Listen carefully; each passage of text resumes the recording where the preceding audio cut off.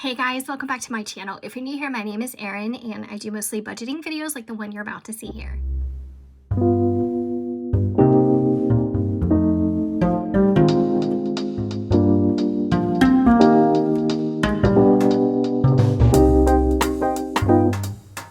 Well, actually today isn't the day that I made the payment, but I made my second quarter mortgage payment. So we're working on a mortgage payoff plan, and a few days ago, almost a week ago now I guess, I made the second quarter payment, which I'm really early because with all intents and purposes I plan on doing it June 1st. So we were going to, in case you're new here, hi.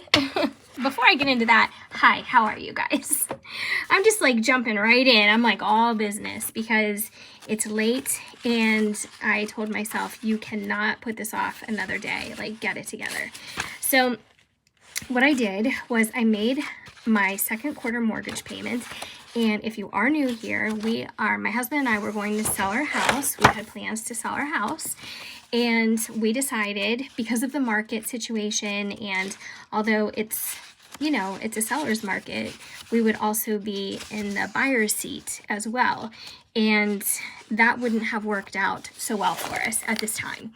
So we made the concerted decision to stay where we're at and work aggressively to pay down our mortgage. And I asked a lot of you guys what your opinion was at that time before we announced our final decision. And I think 100% of you are behind that choice, just to stay put and work on paying this down. So I used Dave Ramsey's early mortgage payoff calculator. And there is a link to that below in the description in case you're curious, you know, what your mortgage can look like if you make some extra payments. We're making what is, in my opinion, pretty aggressive payments. And the way we're doing that, and the reason we're doing that, is because my husband lost his job, got an early retirement offer because he had the years and he had to be 50 years old. So when he turned 50, he applied for that. In the meantime, he got another job in sales. So he is making full-time income in sales. I mean, it goes up and down, but it is a full-time position. And in the meantime, his retirement finally came through this year, and it is right around, it's over $2,400 a month. That might go down slightly because there's an increase in the insurance, but I think maybe by $30 or something like that. It's pretty nominal. And we're both covered on his retirement insurance for life. So that's really nice. So what we decided to do was, since we weren't really counting on that money up until this point in our lives, take as much of that as possible and put it toward paying off our mortgage. So we settled on $1,800 a month, which gives us a nice round figure of $5,400 every 3 months or every quarter.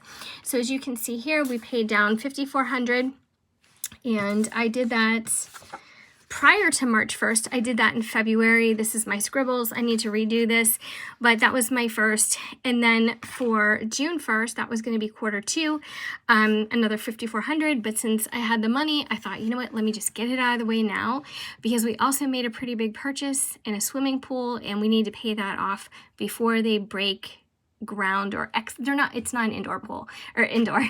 It's certainly not an indoor pool. It's not an in-ground pool, but they still have to excavate. So before they come out and start that process, which is supposed to be early July or late June, we have to have the whole thing paid off. So I decided I had the money for quarter two now. Let's just go ahead and pay it. So I made another $5,400 payment, and I'll show you guys my little bank receipt. And I whited out the bank name. I don't know why. I don't know what anybody could possibly do with that information, but I just thought, maybe it's the best thing to do. So on March 11th, you can see here on their little printout, at 11:43 a.m., I made a principal payment. So I made sure that I was very clear with my intention for the money. I didn't want it to be put on, 3 or 4 months worth of mortgage, or it would have been more than that, like 5 months worth of mortgage for us. I wanted it all put on principal, so they noted that and they highlighted it for me, because if I would have highlighted that, I would have done it a lot more neatly. because that kind of thing bothers me. Oh my gosh, I'm such a mess. And then, as you can see, the new balance is $92,145.59. Thank you for being our customer. You're so welcome. The other thing that I did, interestingly enough, and I just did that today, was I contacted the bank and I told them that we wanted to separate our property taxes from our mortgage payment. So that was rolled in. Our insurance has not been rolled in.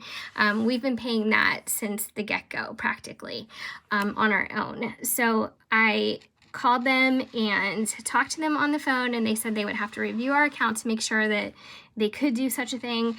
And I'm not sure what the criteria is. Maybe you have to have so much equity in your house versus what you owe, because I could see how for a bank it could be a risk and a liability for somebody to break free their taxes and, you know, omit their escrow account from the bank's control. But it looks like it's going to happen. So I called our county and I made sure that they were going to send us a bill, because honest to God, I have never in my life owned property where we didn't have, like, we've owned so much property. I mean, that sounded so ridiculous. We've never just owned a house where our taxes have been separate. We've just always taken it for granted that it had to be rolled in. And honestly, it doesn't. And the nice thing about that is, well, I guess it's twofold. Number one, your bank doesn't have your money to make interest on, and, you know, for 6-7 months at a time. And they collect more escrow for us than we end up owing, which is fine. It's better for them to collect more, but they're always holding just a little bit of your money. You know what I mean? And so I thought, well, you know, I think visually and just mentally, if I saw our mortgage come down from what it is with the taxes to what it is with just the principal and interest, I don't know, I think I would feel so much better about it. And I know that that is just strictly a mental thing, because we're still going to have to put taxes aside every single month, you know, so we're not surprised and whatever. So that's going to be another fund that I have to create and I have to keep track of. But it's okay, you know, because I think this is going to be something for us to try. And I just want to see our mortgage bill come in without the extra almost $300 a month, because I think it's just like right around $289 and change a month in taxes. I think last year, I know that we paid like $3,400 for the year. Some of you guys are probably screaming at whatever you're watching this video on, saying, oh my gosh, where do you live? Why is it so cheap? Oh my gosh. We live in the Northeast and we live in a pretty, you know, regular area. I think probably the median house where we live is like 200,000. And I know you guys are probably freaking out again and thinking, oh my gosh, like, how's that possible? But for us, it's pretty average. That's like the median. Of course, there's houses around here that are over $1 million. I don't live in one of those, but you know, like any area, you have a whole range usually, if it's a big enough area. And I think our county is probably around 250,000 people, maybe 300,000. So I think that, you know, and typically in those situations, you have a range of, you know, property prices and things like that. Rent is going up where we are. I don't know why there's such a jump in rent, but it's actually crazy. But I guess that's just the way it is everywhere. Inflation is high. You guys know how it is. And, you know, a lot of people are crying about gas prices and things like that. I won't ever do that, because, you know, it's just like you have to be so grateful that we're not in a situation like Ukrainian people, and we're safe and we're not being invaded and, you know, things like that. So if that is the price, I mean, you know, whatever it is, I mean, I just don't feel like personally myself, I'm in a position to complain.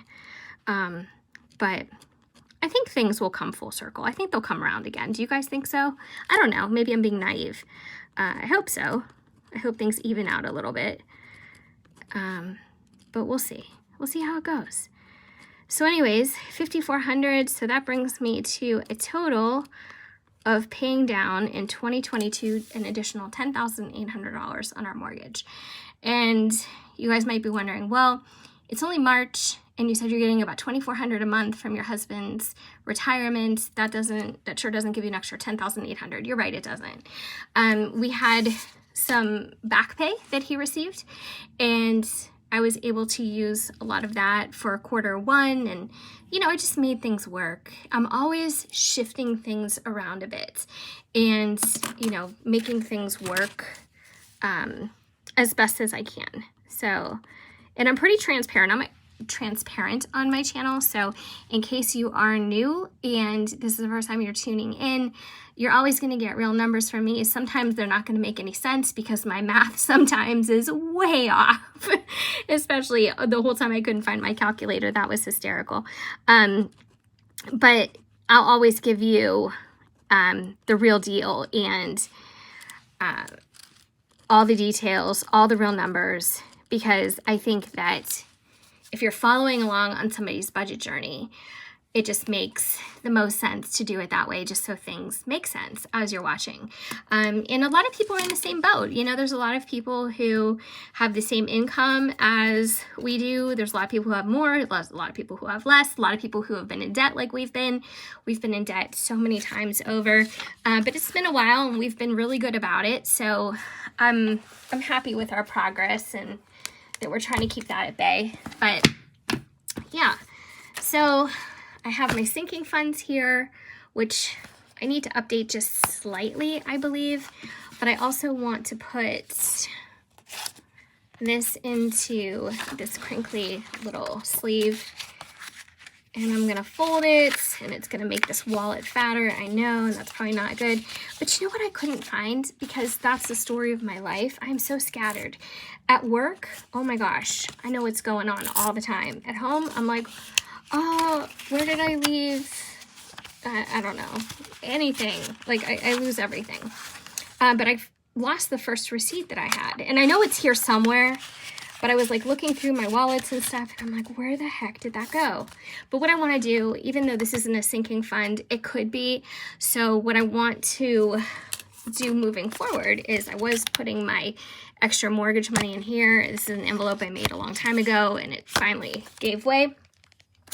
So I want to put any extra money that I have toward the next mortgage payment in this envelope and keep track of it like that. So somebody suggested, why don't you go get some smaller bills, or larger bills, so you can get rid of all these bulky smaller ones. And that's actually a pretty good idea. So I may do that just because, well, I don't know. I may do that. So also, we are nearing the end of March. Well, it's mid-March right now. So I'm going to start shopping around for the flooring that I'm getting from my mom. And I haven't put anything additional into that since the last time we talked and did a sinking fund update. So I am at still $500 toward that. We haven't done any renovation on the house either. Oh, I told you guys we got new furniture and I bought it off Facebook Marketplace. Oh my gosh, what a deal, what a deal. So I'm gonna show that to you guys in an upcoming video, just because I'm really proud of the find.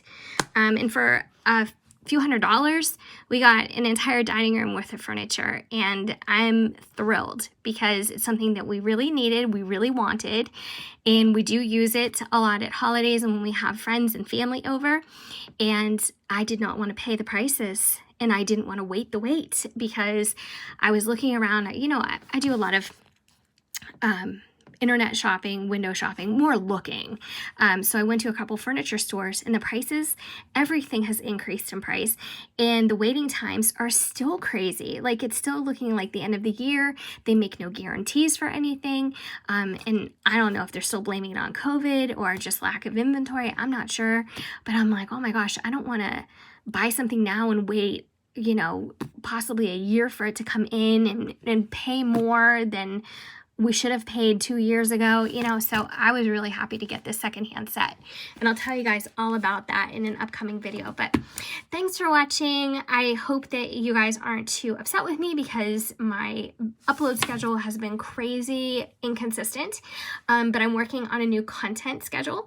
And it seems like when I do that and when I spell it all out for myself and I use a monthly calendar and I plug in the videos that I want to do, it disciplines me. It just keeps me on track for my uploads. So I'm going to get back into that and I'll show you guys the calendar that I made. And yeah, that's it. So I hope you guys are doing great. I hope everybody is safe. I hope you're all healthy. And again, thank you so much for your support and your views. And as always, I hope I see you guys in my next video. Take care.